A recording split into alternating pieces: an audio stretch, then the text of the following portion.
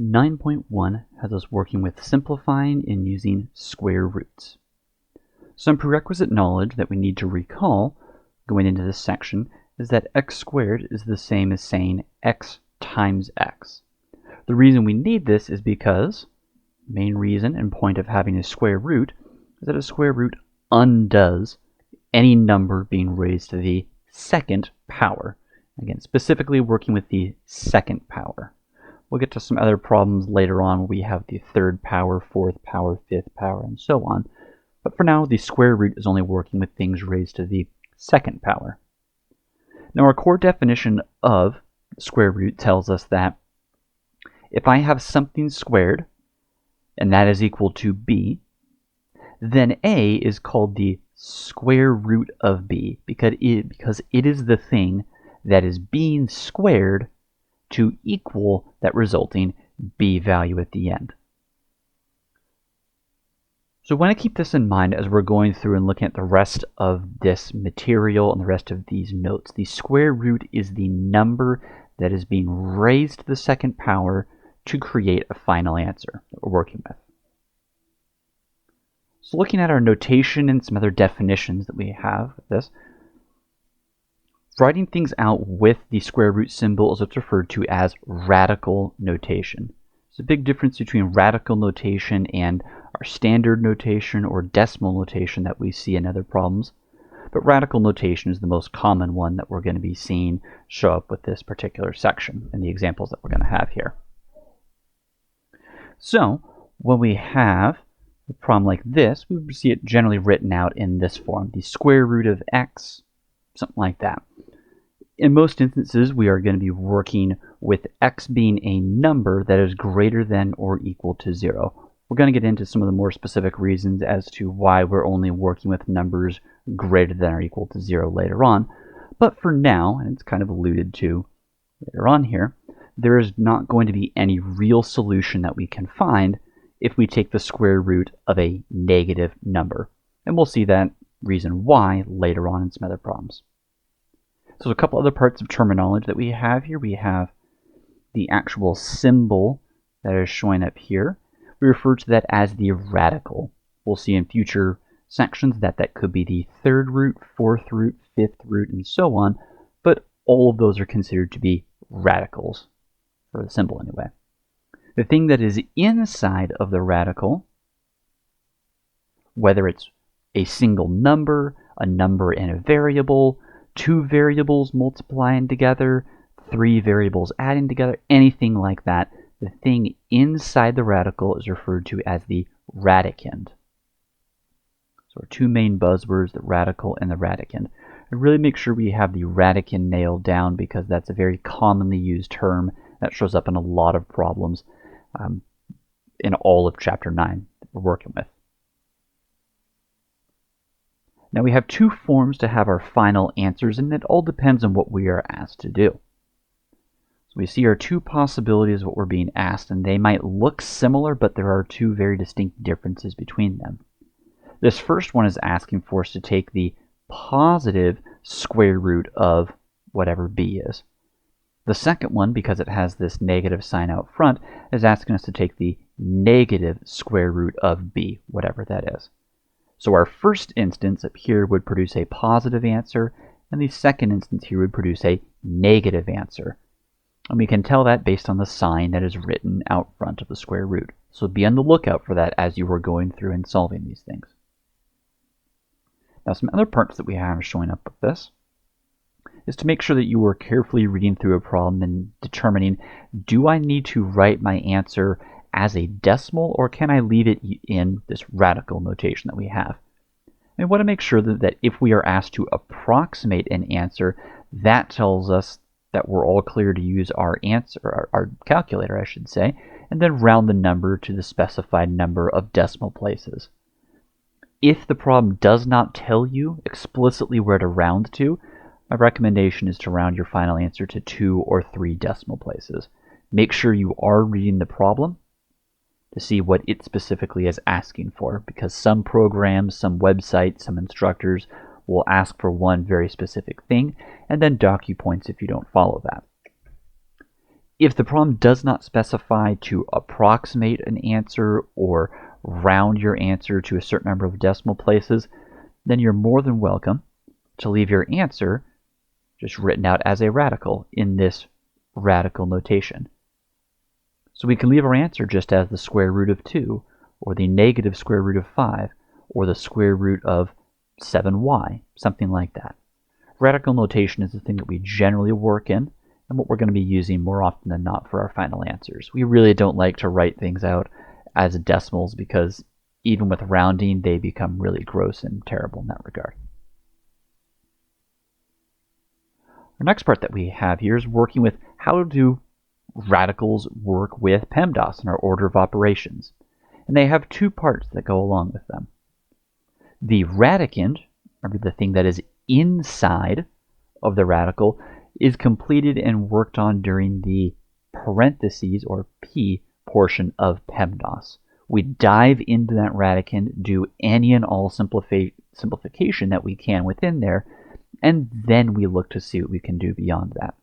So we start inside the radical with the radicand first. Once we've done everything inside there, then we actually apply the radical itself. And this would fall under the exponent, or E, portion of PEMDAS. Because radicals undo exponents, something raised to a power, they stay under the exponent part of PEMDAS as a generality. I have seen some people at times rewrite PEMDAS to be PERMDAS for themselves, where we add in that R to represent radicals, and you certainly can if you would like to, but you are not going to see it written that way in just about any textbook or resource that you see online. So if you'd like to do that, you can, but again, just noting to you now, you're going to get the warning of you're probably not going to see that anywhere else. And lastly, before we dive into some other examples, I want to go into how do we work with radicals and variables and how do they interact with one another. So we have numerous options at our disposal, and there's far too many to list off that would keep this video, or it would eventually make this video hours long. So we're going to take a look at two main ways that we can work with and rewrite and simplify if we have variables showing up. So this first example that we have here, and our first two options are listed here. Let's say we're asked to simplify the square root of x to the 6th power. One of the options that we can work with, and the one that I recommend doing, is rewriting the radicand into perfect squares and then simplifying from there. And there's a couple ways you could do this, but one of the options that we have here is to rewrite this x to the 6th as x to the 3rd power raised to the 2nd power. Our exponent properties say that these two exponents would then multiply together to give us x to the 6th. So we've just rewritten an equivalent statement inside the radical. Now that I'm asked to take the square root of something, the square root of a perfect square means that that perfect square cancels out, and what's left over is just this x cubed. So the square root cancels with the square, and then x cubed is left over, and we're good to go there. There's a few other ways you can go through thinking about this, and a few other ways you can write it, but this is probably the most effective method that you're going to have for rewriting and simplifying radicals and variables down. The other option that you have, and this is one that I think is worth doing a couple times just to get some practice and see the visuals that go along with it, but I would not recommend it as a long-term strategy with radicals and variables. And what this option says is we are going to fully expand the given variable and exponent. So right here I'm given x raised to the 6th power. So I'm going to have x times x times x times x times x times x multiplied out 6 times. Now the advantage of this is we can see everything multiplying together in the radicand. The disadvantage of this is, let's imagine instead of this being a 6, this was a 60. That'd be a lot of numbers that we'd be writing out here, and we probably wouldn't have a lot of space to list all of those out, or at least it would start taking up a lot of space on our paper. But if we're using x to the 6th, we can take a look at it in this form. Now, The square root undoes a perfect square, or something raised to the second power. What can generally be helpful then is to identify, well, these right here, these two make a perfect square, these two things make a perfect square, and these two things make a perfect square. So the square root of this x squared is going to be x. The square root of this x squared is going to be x. And the square root of this final x squared is also going to be x. Now everything inside the radicand was multiplying together, as we see here. So when we do take the square root of these things, everything is going to stay multiplying together here, which gives me x times x times x. We condense that down, and we determine that we get x cubed as our final answer. And we're seeing in that instance that we're getting x cubed using this method and x cubed using this method. Unless your instructor says otherwise, you are more than welcome to use either of these two methods or a different one that you determine or a different pattern that you find as you're going through these problems. Either of these will work, you just need to pick one and then commit to it. So with that, let's dive into some bit more advanced examples and see how we go through and simplify these down. So looking at our first two examples, we're asked to find the square root of 121 and the square root of negative 49. Now both of these problems, we're just working with numbers. You're more than welcome to use your calculator to go through and solve these things. My recommendation though is to make sure that you at least know your multiplication tables up from 1 through 12 so you can identify and more quickly work with finding these square roots in your head or by hand rather than relying on a calculator for everything. But looking at our first example, we'll go through it anyway. We'll say, okay, what's the square root of 121? I'm asked for a positive square root, so I should be getting a positive answer here, and that's just going to be 11. Not a whole lot going on with that, just number crunching is all there. Looking at number 2, I'm asked to find the negative square root of 49. So because that negative is out front, that tells me I'm going to have a negative answer right off the bat. 49 is a perfect square. The square root of that is 7. So I'm going to have my second example, a final answer of negative 7. But again, I would recommend having your multiplication tables from 1 to 12 memorized. That way problems like these can be done way faster than having to pull out a calculator and plug everything in there. Looking at example 3, we are now working with problems that have a mix of numbers and different variables showing up in them. So my recommendation with these problems is we do these very slowly, very methodically, and we focus in on one piece of these at a time. So here we have numbers or coefficients, we have x variables, and we have y variables. We are only going to do one at a time. So let's work at the numbers first. Square root of 49, well, we just did that in the previous problem, and I'm asked to have a positive square root answer. So the square root of 49 is going to give me a positive 7. I've done nothing with the x to the fourth. I've done nothing with y to the second. So I'm just going to leave those in there for now. We'll deal with them here shortly. Now let's work with the x's.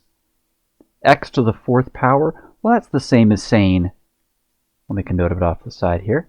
X to the fourth power is the same as saying x squared squared using our exponent properties. So that means that the square root of this thing would end up being just x squared. So I have 7x squared, and I still have the square root of y squared in there. Haven't done anything with that yet. Now the square root of y squared, again the radical, is going to cancel out with the exponent of 2, the squared that's in there, and then what's left over? Just a single y. So as you're going through these, again, just take them very slowly, take them very carefully, do them in very small, very controlled parts. I tend to find the people that try and do this entire problem and simplify it all at once, that's where we tend to have a lot of issues show up. So small controlled parts, if it takes you, 2 or 3 lines to get to that answer, nothing wrong with that. You should be getting to the same answer either way if you can do it in 1 step or 3 steps, but take that extra time if you need it. There's nothing wrong with that. So our final answer for number 3 should be 7x squared y. So our final example is we're going to take the negative square root of 27a to the 5th, b to the 12th. Just like we saw in example 3, I've got a lot going on here, and let's do this in very small, very controlled parts. I've got 27, I've got a variable a, and I've got a variable b showing up with this. So it's our choice on which one we want to work with first, second, third, and so on and so forth. Nothing says you have to do one first, then this one second, and so on. So I'm looking at this and I'm saying, I know that b to the 12th power is a perfect square. I'm going to deal with that first. That b to the 12th, if I was going to do some rewriting off to the side, the same as saying b to the 6th power, all raised to the 2nd power. So the square root of that is just going to be b to the 6th. I've not done anything with the 27. I've not done anything with the a to the 5th. Just dealt with that last b variable there. So great. Let's take a look now at, well, I'm going to do the 27 because I'll just go left to right with it, I guess. So I'm looking at 27 and I'm trying to determine, is this thing a perfect square? And unfortunately, no, it isn't. So is there a way I could potentially rewrite 27 that I could maybe find a perfect square? You have a couple options that you can take here to make that happen. You could rewrite 27 as 9 times 3, and we know that 9 is a perfect square. So that's going to be helpful. You could also write it instead as just fully expanding out the 27 as 3 times 3 times 3. And we find yet again that we have a perfect square that's going to show up there in 3 times 3. So with that noted, what's going to happen with this 27? Well, I'm going to take the square root of 9, or these 3's here. We'll underline those. And the square root of that is going to be a positive 3. So I'm bringing that 3 out front. That b to the 6th has been taken care of. And we're now noticing, well, I've got this extra 3 hanging out here that I couldn't do anything with. And you're correct if you're thinking we can't do anything with that. Yes, that means because I cannot simplify it down, it's going to stay inside the radical, inside the radicand, and it's just going to sit there. I can't do anything with it, so it just has to be left there. Think of it as a leftover or an extra number. And now we'll move on to the a to the 5th.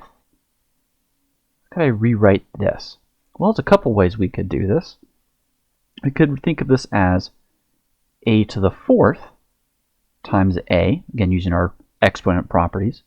You can also think of it as a squared times a squared times a. So we've, once again, made some perfect squares showing up here. Or you can go with the option of expanding everything out to make it a times a times a times a times a here. And again, we'd be looking for where our perfect squares showing up here.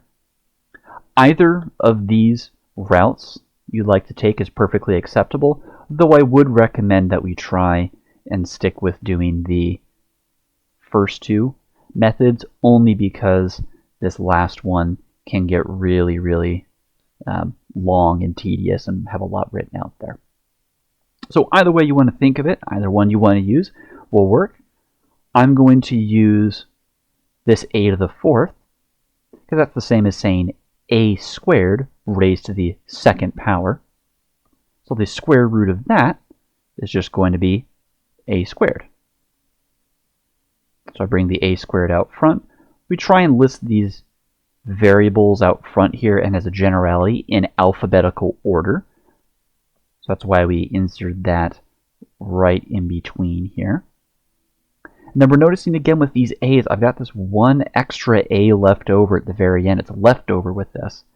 I can't simplify it because I do not know what its value is, so I have to leave it inside the radicand as a leftover. And with this, I can't do anything else from here. 3 is not a perfect square. I don't know if a is a perfect square number or not, so I just have to leave it as we have it here, making our final answer -3 times a squared times b to the 6th times the square root of 3a. And we're done. So as a quick summary of our material that we covered here, we had our different new radical notation showing up. Make sure you have noted our terminology of a radical versus the radicand and what that represents when we are given a problem like this.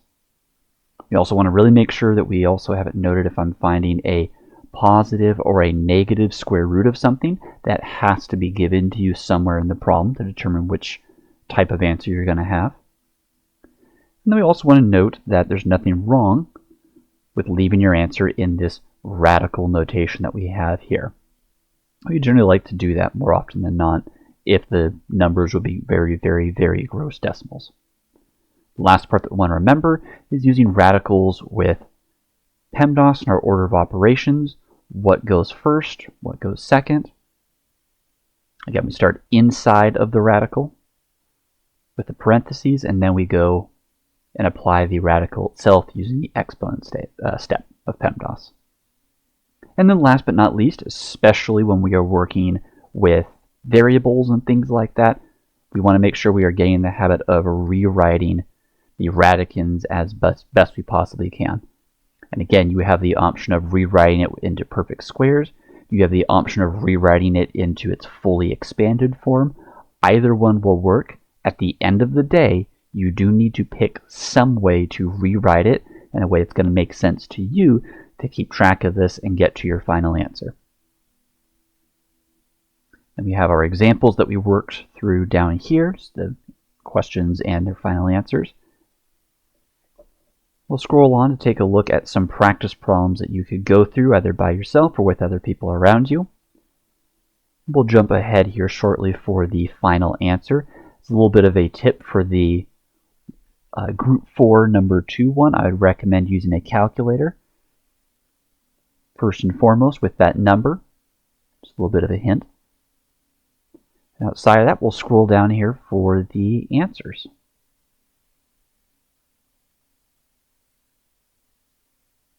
So here is everything that we've covered and will be covering for 9.1, working with square roots and how we simplify with them.